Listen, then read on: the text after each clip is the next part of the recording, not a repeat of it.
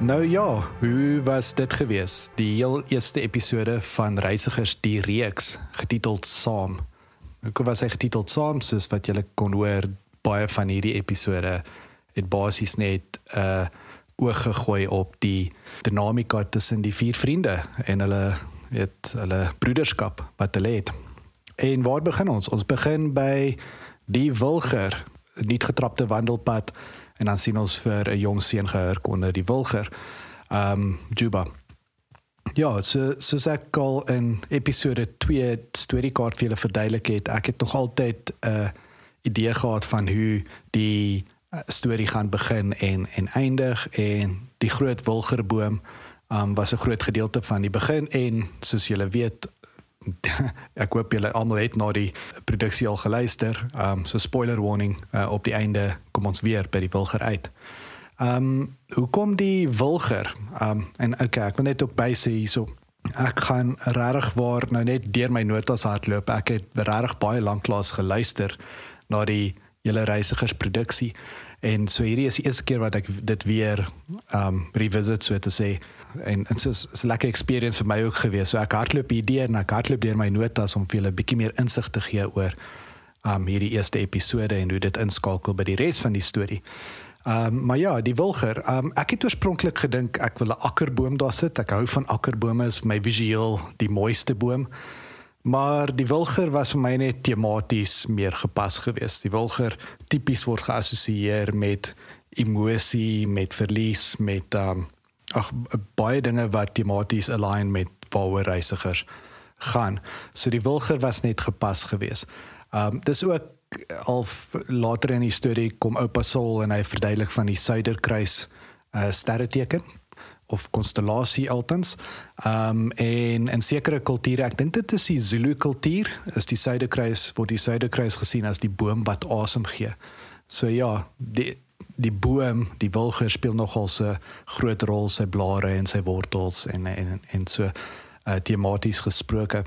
Ja, en dan word ons gegroet met die eerste stukkie dialoog deur Juba van 'n kosmiese oerknal. Dis natuurlik die groot Big Bang, weer eens op die einde van die storie van Reisigers, dan praat hy weer oor daai groot oerknal, die kosmiese oerknal en wat dit beteken. En hy gebruik die woorde wreed en mooi, 'n proses wat wreed en mooi is. Jy weet, want mens kan net in awe wees van hoe ons bestaan, hoe die universe bestaan het en geskep was. Maar die wreedheid daar binne, want ek bedoel dit is letterlik planete en sterrestof wat teen mekaar bots. Maar dis ook net so mooi. En deur hierdie 2 woorde, wreed en mooi, is basies Reisigers vir julle opgesom as 'n storie. Die tema van balans is waaroor Reisigers gaan. Nou, balans is nie 'n statiese posisie nie, dis 'n tension tussen 2 punte, is basies 'n toutrek kompetisie. Jy het al 2 pole nodig om balans te hê. En jy wil natuurlik nou nie hê dat die een sterker as die ander een is nie. Dit is 'n tension tussen die 2 en bietjie gaan hy oor van die een kant na die ander kant toe. Maar nietemin, dit is waaroor dit gaan, oor Reisigers gaan. Dit is die balans tussen orde en chaos, tussen verlies en samekoms, tussen stilstaan en beweeg, ensovoorts. In populêre kultuur sien jy hierdie temas uitspeel. Dit is Harry Potter teen Voldemort, dit is Darth Vader teen Luke Skywalker, etc. Van 'n geestelike oogpunt is dit, weet, God en die duiwel ensovoorts. Jy sien dit net oral in die lewe, en op 'n persoonlike level is dit ook eintlik wat jy soek. Jy wil nie net, dit gaan nie net oor om net goed te wees, jy gaan ook om jou donker kant te verstaan en die 2 te integreer. So ja, dit is wat wreed en mooi op 'n dieper meaning beteken. Hierso in die begin het ek ook 'n stuk uitgehaal. Daar's 'n attempt op 'n grappie gewees wat deur die draaiboek gehardloop het. Omdat Juba en Mariu 'n tweeling is, nie identiese tweeling nie, maar net selfde tyd gebore. In effek het ek in my al van die backstory wat ek gehad het, was dat Juba of Mariu altans 27 minute laat gebore. So dan maak Juba altyd 'n grappie van 27 minute laat. So wanneer Mariu deur die Oogiestraat heining kom en gestewel en gesmeer sê, dan Juba se antwoord 27 minute laat, en hy maak hierdie selfe grappie oor en oor. Nou toe ek het geskryf het, ek bedoel oor en oor later in die draaiboek ook. Nou toe ek het geskryf het dit soos 'n goeie idee geklink, en dit het goed gelees, maar toe ek het begin hardop lees en met mense deel, en so het dit maar net nie gewerk nie. Dit het regtig net op dowe ore geval, soos mense dit nie verstaan nie, so toe het ek dit maar net uitgehaal.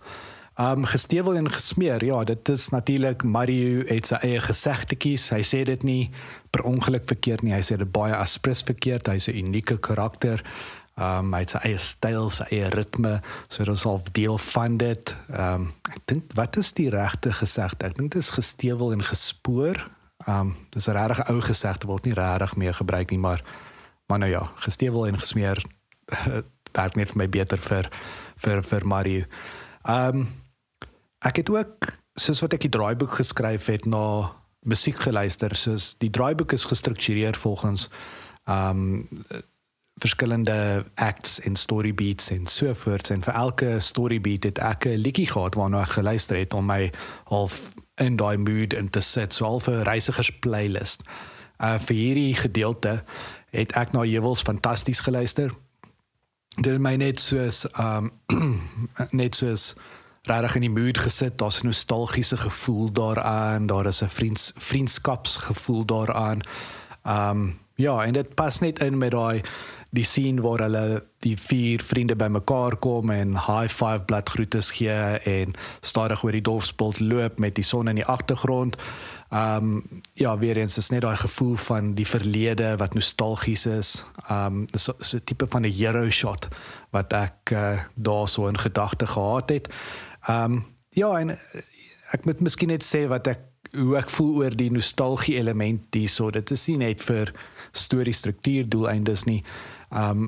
Wanneer mens dink aan die verlede, is die verlede altyd eenvoudig. Dit is, jy haal al die granular details uit mense lewensreis uit wat in die verlede, jy sien in jou lewe half net as hoofstukke, so te sê. So die manier hoe ek die nostalgie beeld in hierdie verlede tydlyn van reisigers, dit het altyd 'n eenvoud tot dit, 'n half 'n ritmiese beat tot dit, die manier hoe hulle praat, die manier hoe gebeure plaasvind, daar is al 'n romantiese element aan dit.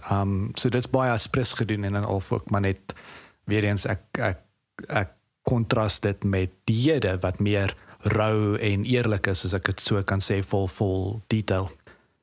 Ek moet ook hier stil staan en praat oor die score. Die musiek wat jy hoor wanneer jy na reisigers speel, alles kom van een liedjie af, van Joshua Nadireen se liedjie Branders. Ek het Jacques genader en vir hom gevra of ek Branders kan gebruik. Ek ken Jacques se musiek baie goed, en Branders spesifiek was my baie cinematic liedjie gewees, of is 'n cinematic liedjie. Hy het baie op en af goeders, hy het baie instrumente, dit is net regtig, ek sê, skaam om te sê nie, en ek oordryf dit nie, is 'n geniale stuk komposisie, en ek is net mal oor daai liedjie. En weer eens die idee van balans, die gee en die vat, die idee van Branders vir my, of althans my interpretasie daarvan. Ek weet Jacques het ander bedoelinge ook daaraan toe hy dit geskryf het, maar is al die ebb and flow van die lewe, soos thematies ook van pas geweest. Maar in elk geval, ek het Jacques genader en vir hom gevra of ek Branders kan gebruik, al die lirieke wegvat en net die instrumente. So al die instrumente wat jy hoor, wat die score van reisigers opmaak, is kom van Branders af. En ek moet ook nog 'n hat-tip gee hierso vir Gideon, wat die klankingenieur was. Hy het al die editing gedoen, al die sound effects, en hy ken Branders se musiek ook baie goed, want hy vervaardig ook baie van Jacques se musiek. So hy weet hoe, en baie ander kunstenaars se musiek ook, so hy weet hoe om met musiek te werk. En ja, ek het geweet wat se gedeeltes ek wil waar hê, maar hy het dit laat werk. Hy het dit geïntegreer, bietjie geëdit en so aan. So ja, dit is regtig iets wat ek baie trots is op. Dit het regtig baie mooi by mekaar gekom. Ja, en dan is daar 'n scene waar basies is dit net 'n montage van hoe hulle dag spandeer voordat hulle op die treinspore gaan. Hulle mok rond, gee lammies en so aan. Weer eens, hier's 'n stuk wat ek uitgehaal het. Daar's 'n stukkie waar hulle blaas leegmaak teen 'n onnie se kar, en dan raas die onnie met hulle en jaag hulle weg. ag jong, dit het net 'n bietjie uit plek uitgevoel. Dit het 'n bietjie lelik gevoel van die ouens ook om blaas leeg te maak. Die Oni word ook na verwys later in die storie waar hulle praat van die ou Nati wat hulle gevang het waar hulle in die skool se swembad ingespring het en 'n lekker skuimpartytjie gehou het daar by die skool se swembad. So dit is half 'n gevoel van die idee wat ek altyd gehad het is dat hulle altyd Nati se siel uittrek want hy is altyd agter hulle aan en dit is te speel. Nati is ook 'n naam van 'n Oni wat ek op skool gehad het wat my afgerig het by die 5de rugby span, die papsakke en dit is half 'n hat-tip na hom toe. Maar ja, ek het daai scene uitgehaal as deel van daai montage wat dit net uit plek uitgevoel. Ek het ook 'n stuk bygevoeg wat nie oorspronklik in die draaiboek was nie van hulle kyk na hulle selfone. Dis nogals iets wat opgekom het, ek het dit nie besef nie, maar as mense na die draaiboek eers gelees het, dan het hulle altyd vir my gevra, wanneer speel dit af? En hulle kom eers agter later in die draaiboek, dit speel af in die hede, soos in die 2010s. En dis nog altyd my gevoel, maar in die begin, dan dink jy dit speel af in die verlede, bedoelende soos in die 1940s of 50s of iets soos dit. So toe het ek maar net tegnologie ingebring, selfone net om dit onmiddellik in 'n tydlyn te plaas. Dis 'n manier maar net om die konteks van die karakters 'n bietjie in plek te sit. Ja, en dan beskryf ons al die karakters, jy weet, die vuilblonde hare, die opregte klong, die netjiese aspris deur mekaar hare, die Johannes Kerkorrel en 'n gereformeerde bluesband T-Amp. Dis basies net om bietjie insig te gee in die karakters sonder om te veel te sê. Natuurlik wanneer dit op die groot skerm kom, is dit nie iets wat jy uitspel nie, wat jy nie sê nie, jy sien dit net en jy kry onmiddellik 'n gevoel.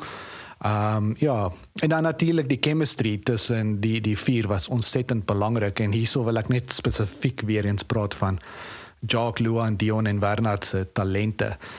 Ek moet vir julle sê, ek was voorleser gewees, soos julle kan hoor, maar die hoeveelheid kere wanneer ek gelag het of iets moes gestop het en ons moes dit oorgedoen het, was regtig genuine geweest en ek dink julle kan dit ook hoor in die stuk wanneer daar hier en daar kan jy hoor wanneer ek 'n voorlesing doen, dan het ek al 'n lag wat ek terughou en dis regtig genuine want die chemistry was net amazing geweest. Luan spesifiek was ontsettende belangrike rolspeler hier geweest want hy het nie net die rol van Slaps gespeel nie, maar hy was basies ons voice and acting coach geweest toe ons nou opgewarm het en toe ons geoefen het en gerehears het en so aan. En hy het ons al hierdie oefeninge laat doen. Nou ek myself, Jacques, Dion en Bernard is nie regtig akteurs in die klassieke sin van die woord nie. So, maar ons almal het 'n bietjie van 'n performance geneigtheid as ek so kan sê. So dit was vir ons regtig van geweest. Hy het ons al hierdie stemoefeninge laat doen, hierdie improv oefeninge en so voort. So dit is regtig dit het regtig help om daai chemistry te bou. Ons het lekker gelag vir onsself. Ons het eintlik ons name 'n bietjie gat gemaak en maar regtig net 'n shout-out vir Luan vir sy rigting hier. So hy is regtig een van die nie net 'n uitstekende akteur nie, hy is een van die beste teachers daar buite ook. Ja, en dan die treinspoor, wanneer die ouens op die treinspoor loop, nou daai is totaal en al uitgeruk uit een van my gunsteling films en regtig 'n groot inspirasie vir agter die storie van Reisigers. Se film uit die laat 80s, Stand By Me, wat uitstekend is en daar's net 'n scene in daai film waar die vier en die kinders is meer, hulle is jonk daarso in Stand By Me, maar hulle loop op hierdie treinspoor en hierdie was regtig net 'n shout-out vir dit gewees, 'n Easter egg om te sê Stand By Me, baie dankie vir daai inspirasie vir wat daai film vir my beteken het en so aan. Weereens die ritme is goed, hoe die ouens weet amper mekaar se sinne klaar maak. Dis 'n nostalgiese element weer, dinge gaan goed, hulle het drome vir die toekoms en hulle is net hulle op hulle laaste dag van skool, daar's net 'n lekker ritme, 'n lekker vibe. Daar's amper 'n musikale element tot dit, die manier hoe hulle praat, daar's 'n bietjie alliterasie wat inkom, daar is ebbs and flows, al daai goeders toe ek geskryf het ek dit baie bewuslik gedoen om daai gevoel van 'n ritme uit te bring. Daar's ook 'n scene gewees wat ek uitgehaal het hier, wanneer Mario 'n grappie maak oor die soustrein. Weer eens is 'n bietjie van 'n grappie wat nie regtig by die ander land nie. En dan die oorspronklike scene wat ek gehad het, maak hy die grappie en dan skree Juba Slabs en Monty bakwoond en dan jaag hulle agter hom aan en so aan. Weer eens, ek het net gevoel dis 'n bietjie te old school bakwoond. Dit was 'n ding op skool gewees, maar ek weet ook mense het gemengde gevoelens oor dit gehad en veral toe ek dit gedeel het met 'n paar mense, dan het hulle dit ook genoem van dit het net gevoel asof die ouens baie keer miskien te lelik met mekaar kan wees. Ja, so anyway, so ek was al op die fence gewees oor daai, maar ek het dit toe ultimately uitgehaal. Weer eens, hoe cool is die score van Branders? Daar's 'n gedeelte daarin, hulle noem dit Dream Synth. Dit is daai half 80s electronic tipe van vibe wat jy daar kry. Dit was net soos jy is amper daar saam met karakters soos wat hulle by die koppie oploop. Hierso op my musiek playlist wat ek self na geluister het ek na Jeremy Loops geluister. Dit het my net in daai lekker hiking vibe gesit, waar jy bietjie op 'n koppie opgaan en daarbo in die natuur is. Wanneer jy ouens stil staan en uitkyk oor die dorp en Slabs sê daar lê sy, is daar die dorp wat ek in gedagte gehad het nog altyd, is die dorp waar baie van reisigers afspeel is Clarence in die Oos-Vrystaat. Ek was in Clarence gewees toe ek begin skryf het aan reisigers. So net daai hele omgewing is reg deur reisigers, veral wanneer dit afspeel in die dorp of in die verlede, is dit Clarence in my geestesoog. Dit word nooit genoem in die storie nie, dis nie nodig om dit te noem in die storie nie, maar daai is die dorpie wat ek in gedagte het.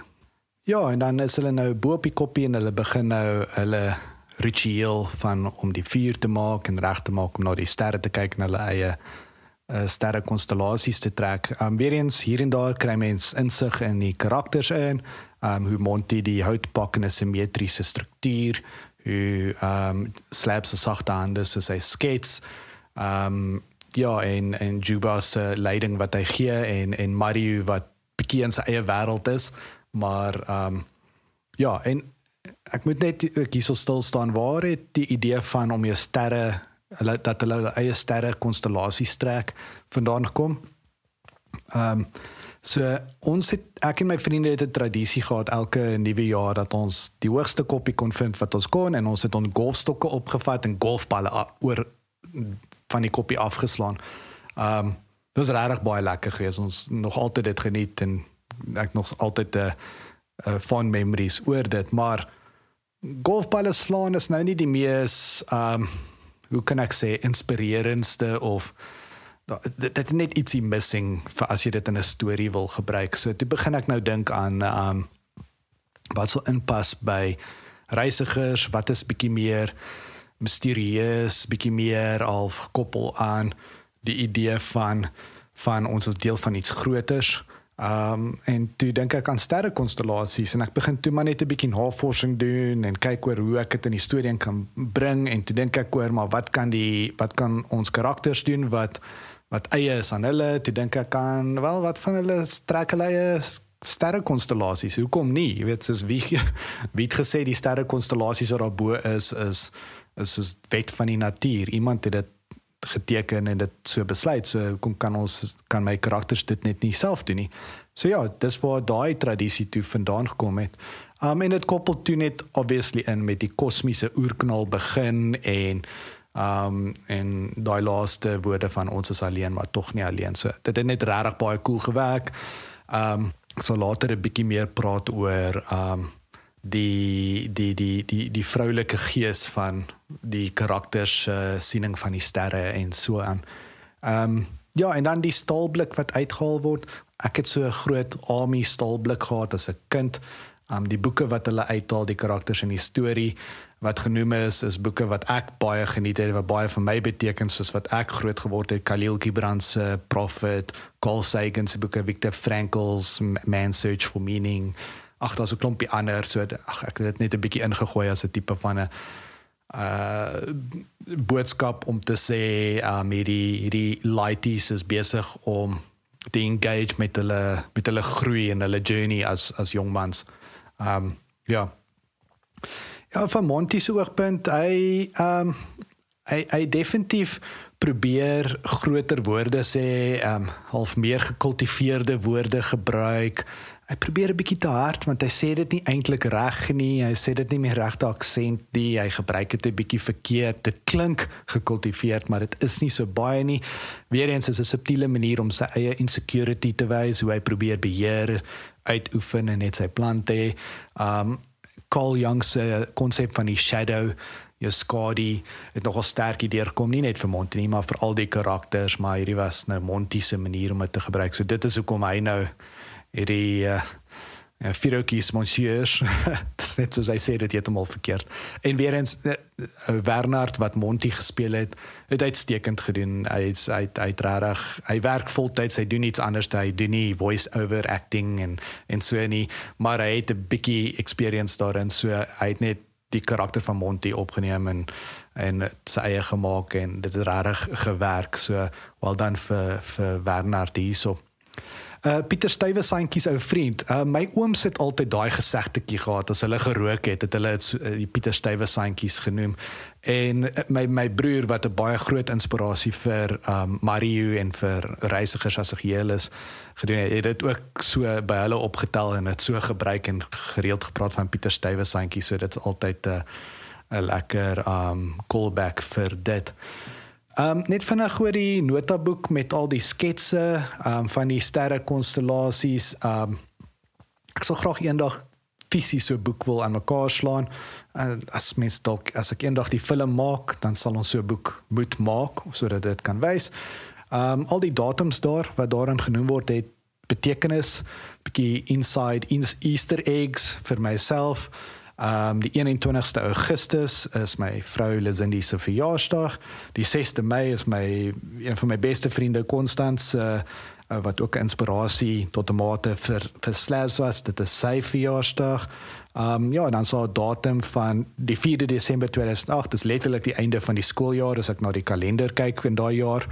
So dit is half histories korrek, as ek dit so kan sê. En die 31ste Desember is 'n nuwe jaar, so ja, dit sou vir my sin maak dat die karakters op nuwe jaar by hulle sterreplek gaan. Ons sien ook vir Mario met sy oorfone, met sy hande teen sy bene klap. Weereens, die oorfone altans sit dit 'n bietjie in 'n spesifieke tydperk, gee jou idee van 'n tydperk sonder om 'n datum daarop spesifiek te sit, alhoewel die sketsdatums dit eintlik solidify. Ja, en dan ook die ritme waar hy soos teen sy hande teen sy bene klap, weereens praat oor, gee vir insig in Mario se karakter, hy het sy eie ritme. En dit is basies 'n sterk tema vir sy motiverings later in die draaiboek ook, die dinge wat hy eintlik wil doen, wat hy nie nou op is nie, maar wanneer hy eendag sy eie rigting wil hê, wat eintlik nog nie rigting is nie, en hy sien dit as 'n goeie ding. Ja, en dan al die sterretekens en die name van sterre, ek moes nogals heel wat navorsing gedoen het oor hierdie goed. My pa is baie in die sterrekunde in, en hy ken baie van hierdie goeters, maar ek moes self baie opgelees het, so die sterre wat ek daarso noem is sterre wat direk uit die boeke uitkom.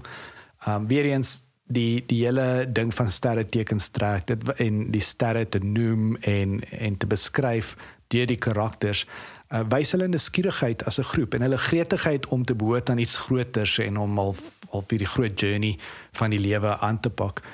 Wat nogals interessant gewees, jy hoor van hoe hulle praat van die verskillende kulture en die kulture se geloof in die sterre, weet liggies, die liggies wat deur 'n dak skyn, die oë van die dooies. Mens kan sien die groep het hulle eie klein kultuur en geloof in wat dit vir hulle beteken. Vir hulle is dit om half agency en om rigting oor hulle eie lewensreis te hê en ophou om toestemming te vra, maar net te doen wat gedoen moet word. Ons sien ook 'n stukkie waar ons kry 'n idee van hoe daai sterreboek al saamgestel is deur hulle, hoe die tradisie loop, en Monty trek sy eie sterrekonstellasie en hy noem dit Piaf se dans, obviously 'n bietjie van 'n callback na Edith Piaf toe, weer eens Monty wat 'n bietjie meer gekultiveerd is. vir Better Roos, wat dit so noem, en dan Dion wat of die karakter Mario wat die grappie maak, nou wanneer kom die reën. Ek moet weer vir Dion hier so 'n shout-out gee wie Mario gespeel het. Die lag wat jy hoor van ons en van ander is genuine. Dit is genuine. Wanneer hy daai tipe van dinge sê dan gelees het en gespeel het, en dit regtig ja, mens kon nie anders as om in awe te wees van Dion is 'n regtige unieke en authentic brein en 'n massiewe talent en het well done vir hom met die werk wat hy met Mario daar gedoen het. Ja, en dan die 8 dames die aand mee te deel. Ek het nou nog gepraat van die vroulike gees. Ja, ek dink hierdie is 'n goeie punt om vir julle 'n bietjie meer insig daarin te gee, want dit is 'n vraag wat ek gekry het by klompie mense wat die draaiboek gelees het of die eerste keer geluister het, is maar waar is al die vrouens in die draaiboek?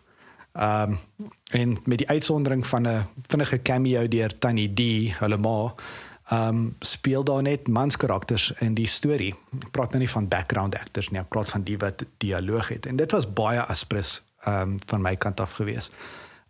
Reisigers is 'n storie oor jong volwassenes as 'n geheel, maar spesifiek jong volwasse mans.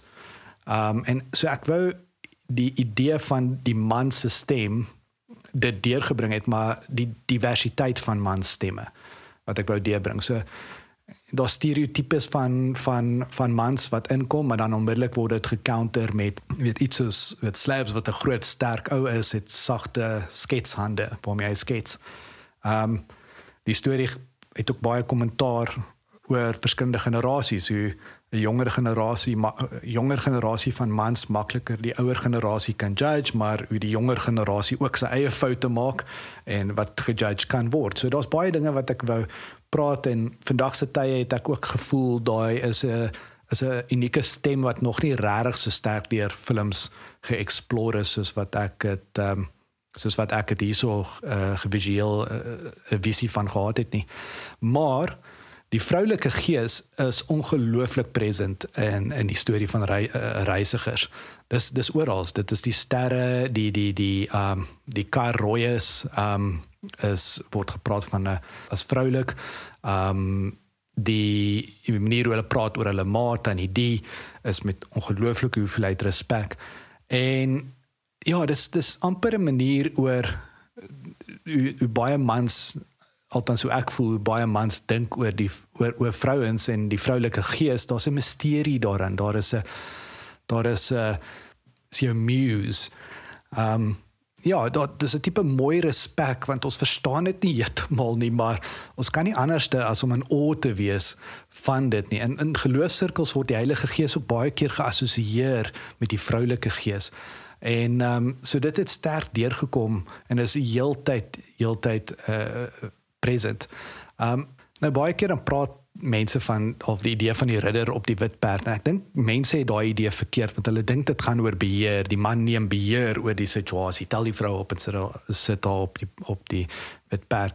Maar eintlik waaroor die ridder op die wit perd idee gaan, is die man is bereid om sy lewe op die spel te sit, om hierdie waardevolle call to adventure te erken en raak te sien. En die vroulike gees wat jou roep tot daai adventure. So, en dit is wat in hierdie storie ook gebeur. Die sterre roep hulle, ons spandeer 8 dames, is 'n voorreg om die aand met die 8 dames te deel. En nie te min. So ja, dit is hoekom ek daai besluit geneem het om die storie te fokus en net jong volwasse mans te hê om dialoog te hê in die storie. Is baie aspres, maar die vroulike gees is daar. Ek sal ook in die ideale wêreld sal ek verkies om 'n vrou regisseur te hê om die film self te skiet. Ek dink die vroulike oog sal 'n baie unieke perspektief gee op die storie van ons 4 vriende. Nou ja, ons kyk ook hoe die ouens bymekaar kom en rondom die vuur gesels. Is 'n lekker gesellige atmosfeer. Weereens daar's 'n ritme daaraan. Ek het 'n bietjie kritiek gekry oor hoe ek Mario uitgebeeld het tydens hierdie scenes, jy weet, waar hy die storie vertel en dan praat die ander ouens van 'n paar ander goeters en so voort. Dit is asof een of twee ander mense het vir my gesê, is asof die ouens vir Mario ignoreer en dat hulle 'n bietjie lelik is met hom. Ek het dit gehoor, maar soos wat die storie aangaan, wys dit dat Mario eintlik 'n baie stil leierseienskap en presence, 'n baie belangrike presence het, veral wanneer hy nie meer daar is nie.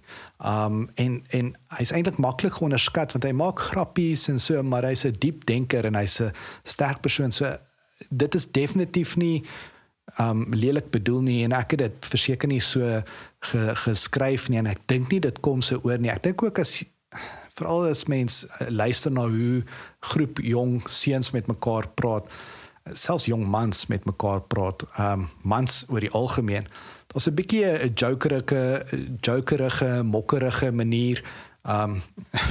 Ek dink nou terug aan Groet die Grotman, het hy altyd vertel van die verskil tussen hoe mans en vrouens mekaar groet by 'n lughawe as hulle mekaar lanklaas gesien het en die vrouens sal mekaar komplimenteer. "O, jy het so maar geword, jy lyk so mooi, jy lyk jonger as ooit," et cetera. En as ouens mekaar ontmoet dan sê hulle, "Jesus, jy het vet geword, jou rowwe bliksem," of ietsie soos dit. En dit was altyd, dit is 'n grap geweest, maar dit het iets waars gesê, die manier hoe ons met mekaar praat as mans, baie keer, nie altyd nie, is 'n bietjie jokey, maar dis ook 'n manier van die tergheid is eintlik 'n tipe van om ons affection te wys op 'n baie mans spesifieke manier. Die resep van Monty om die brioche met braai relish en kaas is 'n resep wat ek al self mee rondgespeel het. Ek is nie 'n bakker of iemand wat reg baie tyd spandeer om kos te maak nie, maar ek hou daarvan om dit so nou en dan te doen en dit was maar net 'n resep wat ek van gehou het. 'n bietjie French flair met boerevernuf. Dit is nogal so cool lyn daar gewees.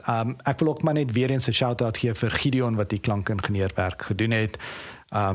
Daar waar die brioche in die vuur val en daai flitse hout spring op, daai klank. Dit was so cool om in die studio te sit en dit te hoor. Dit is soos jy half hoendervleis gekry.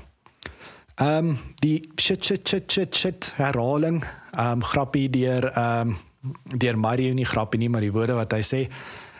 Ek het al hierdie luistersessies gehost, ek het seker so 4 of 5 van hulle gehost, en een van my favourite dinge om te doen was, omdat ek obviously die storie geken het, was om die mense dop te hou terwyl hulle geluister het. So ons almal het fisies by mekaar gesit in 'n vertrek op lekker gemaklike banke, ligte afgesit en na reisigers geluister. En dan het ek na die mense gekyk. En hierdie scene was altyd vir my so cool geweest, want ek kan net soos die smiles op almal se gesigte sien soos dit gebeur. En dit is vir my soos net my ook self laat lag, en dit is wanneer ek regtig die happieste was, as ek daai reaksies kon sien. Dieselfde het geld vir hartseer oomblikke, maar hierdie shit, is een van my gunsteling dinge. En dan die stukkie oor hoe die Melkweg ontstaan was. Dit is 'n regte geloof onder sekere groepe in die Boesman kultuur is. Die vrou wat stukke as in die lug opgooi het om vir die jagters die weg te wys huis toe. Maar weer eens, wat hierdie wys is eintlik Mario se kennis. So tussenhalf teen die grapperigheid wys dit soos hierdie storie wat hy ken, wat hy genavors het, en dit wys sy intelligensie en nuuskierigheid. Okay, en dan gesels ons 'n bietjie oor 2 vir die pad. Nou, dis my eie idee daai, iets wat ek al as in studente daar gehad het. Dalk eendag as ons die film maak, sal dit deel van 'n promo wees om eintlik 'n 2 vir die pad, ons partner met 'n boutique bierbrouery of ietsie soos dit. Ek dink dis 'n baie cool idee. Daar's klein details in hoe hulle praat oor 2 vir die pad, byvoorbeeld die feit dat dit ongemerkte bottels is. Dit wys net weer die eksperimentele fase waarin Juba en Mario is met hulle eie boutique bier, wat hulle besig is om te brou. Later in een van die volgende episodes dan besoek ons hulle tuisgemaakte bierbrouery by die huis en ons sien dat daar logo sketse is. So dit al wys net dat hulle is nog work in progress, hulle is al van 'n pre-startup phase en so. Ja, en daar's net 'n lekker cool energie aan hoe hulle praat oor hierdie entrepreneur inisiatief wat hulle aanpak. Ja, en terwyl hulle nou lekker gesels, dan kry ons baie insig oor hulle toekomsplanne, elkeen van die karakters. Ek dink dit is nogals baie netjies uiteengesit. Almal het duidelike idees van wat hulle wil bereik, wat hulle gaan doen. Juba en Mario gaan hulle boutique bierbrouery begin. Slabs gaan swat om 'n Oni te word en Monty 'n dokter te word. Juba veral is nogals interessante insig, hy het baie duidelikheid oor wat hy wil bereik. Hy het die shop op 17de, die momentum, en dan kyk na 'n permanente spot. Hy het 'n regte dryf wat hom het in 'n duidelike visie. En al hierdie drome en planne eintlik hang oor die karakters se koppe deur hierdie hele storie. Dit spook en dryf hulle op dieselfde tyd. Al word dit nie so spesifiek elke keer genoem nie, dis iets wat net daar is en amper asof dit in hulle agterkoppe speel. So hierdie scene is eintlik ontsettend belangrik, want dit gee ons insig in wat hulle wil bereik, wat is hulle, in movie terme gebruik hulle MacGuffin, wat jaag hulle na om te doen, en natuurlik kom daar dinge in die pad en ander planne, en dan moet hulle aanpas en al daai tipe van goed, elkeen op hulle eie manier.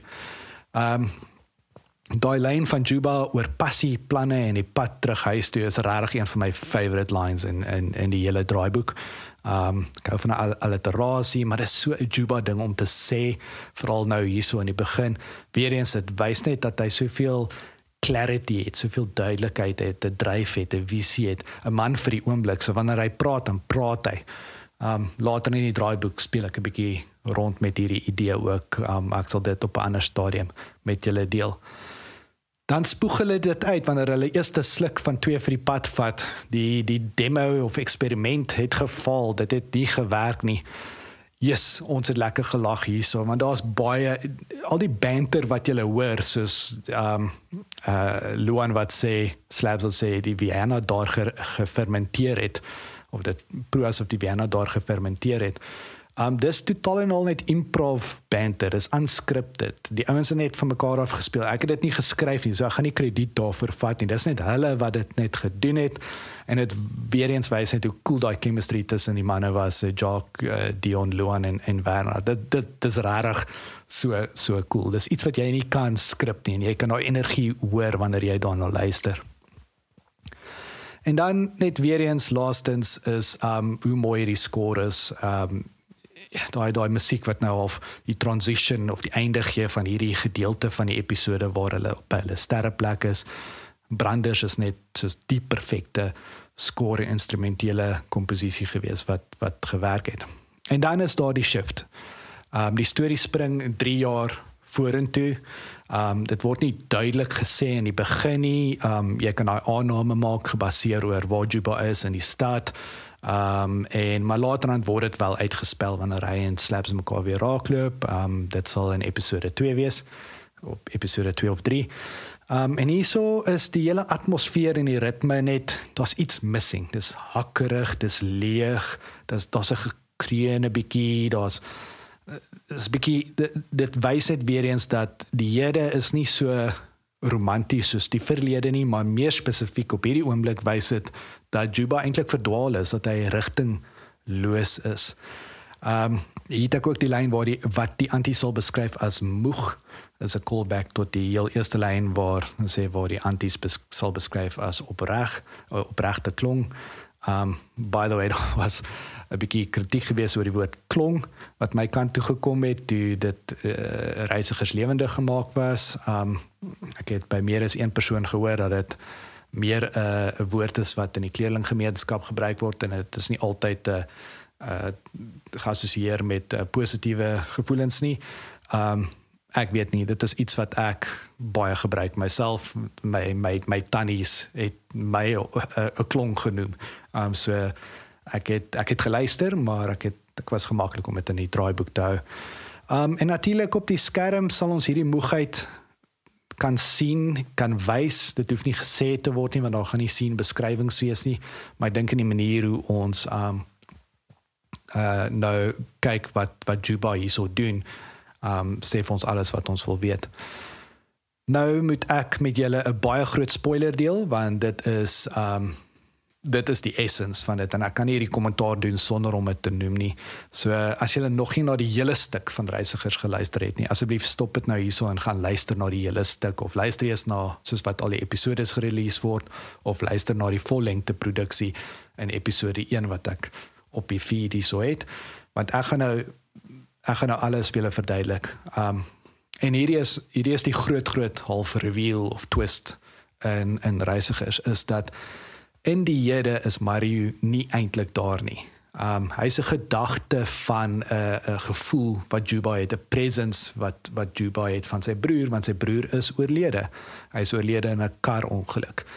So al die scenes wat uitspeel in die hede is Mariu nie daar nie. Dit is maar net Juba se idee van Mariu wat daar so is. Dis amper die manier van as jy iemand naby jou verloor het en jy sit en jy ervaar iets, dan dink jy, yes, daai persoon sou nou dit gesê het. En om nou eerlik te wees, die rede hoekom ek dit kan sê is dat ek het my eie broer so verloor in 'n karongeluk. Inteendeel, dit is wat die storie van Reisigers geïnspireer het, is die verlies van my broer. Al vir kuns as terapie tipe van iets, dit forceer jy om te reflect oor alles. Nou, Reisigers is nie 'n biografie van dit nie, dit is nie biografie van my eie lewe nie, geensins nie, maar dit is 'n fiktiewe mengelmoes van stories, ervarings, baie creative license, maar hy het 'n waarheid in sy middel, en dis die verlies van my broer Marius, wat ook sy vriende het om Mariu genoem, so dit is regtig maar net waar die karakter Mariu vandaan kom, is geïnspireerd daardeur. En nou kan julle sien al die weerkaatsing wat Juba in die mikrogolfoons sien van sy broer, die gesegdetjies wat sy kant toe vlieg, dis alles wat hy al voel, sy interaksie met Mariu in sy kop. Ons beeld dit net uit in die storie asof hy daar is, so jy besef nie hy is daar nie, maar dit klink asof Juba met hom gesels, soos wat hy op die einde sê, nog 'n dag, en dan sê Juba nog 'n dag, en dis eintlik hy praat maar net met homself in daai spesifieke oomblik. Daar's ook 'n ding waar Juba die speelkas oopmaak en 'n handjie pille, en 'n klompie pille in sy hand sit en dit drink, dis pynpille. Daar's 'n rede hoekom hy dit doen. Hy het teen 'n stywe rug, of hy was in die kar gewees toe die ongeluk plaasgevind het, waar hy sy broer verloor het, so die ongeluk het heel moontlik sy rug net 'n bietjie seer gemaak, of iets is dit, of dis 'n bron van spanning sit in sy rug, en die pille help daarmee, so dit word nie uitgespel in die storie nie, maar is ook half die backstory van dit so uitspeel, is dit waaroor dit is. Dis ook hoekom wanneer daar triggers is, ietsie wat gesê is, gedagtes, dinge wat gebeur, dan probeer hy sy rug weer reguit maak, want dit word styf, so sy spanning sit in sy rug, en dit is 'n tipiese fisiologiese reaksie wat jy kry wanneer jy deur 'n trauma gaan. Ja, en overall is hierdie dan 'n groot refleksie oor die idee van verlies. Ja, die verlies van my broer, maar ook die verlies van mense om jou, maar verlies in al sy dimensies, die verlies van drome, idees, verhoudings en so voort. En die nog 'n dag lyn wat op die einde gebruik word voordat die episode eindig, wys maar net ons engagement met dit. Dit is nie maklik nie, maar ons moet vorentoe beweeg. Nou ja, daar het julle dit. Baie wat gedeel is. Ek is seker ek het 'n klompie goedjies gemis, en julle het ekstra vrae wat julle wil vra, so asseblief gee vir my terugvoer oor hierdie kommentaar en oor episode 1. Episode 2 gaan binnekort beskikbaar wees. Reisigers, die reeks episode 2 getiteld Duivels. Hier kyk ons 'n bietjie dieper na hoe Juba met sy eie interne demons 'n bietjie struggle, maar ook ek gaan met julle deel wat ek glo een van die beste monoloë ooit is, al moet ek self so sê, maar veral omdat Luan as Slabs daai monoloog so goed gedoen het. 'n monoloog oor generasieverskille gaan speel. So dit gaan baie cool wees, en daarso gaan ons ook kyk hoe die duivels hom ook rondjaag en wat hy daaroor doen.